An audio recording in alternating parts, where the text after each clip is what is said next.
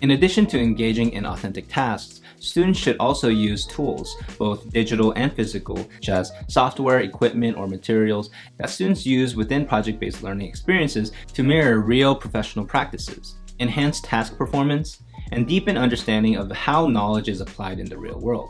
For example, in an architecture project, students would use tools that align with the professional design process. Drafting tools for 2D technical drawings like compasses, rulers, precision cutting tools. Modeling tools for building physical 3D models, for example like chipboard, foam core, craft materials, or 3D printers.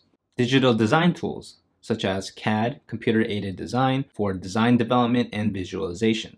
The use of industry-aligned tools reinforces the authenticity of the learning context and gives students a deeper appreciation of how professionals solve real-world challenges through the coordinated use of methods, tasks, and tools.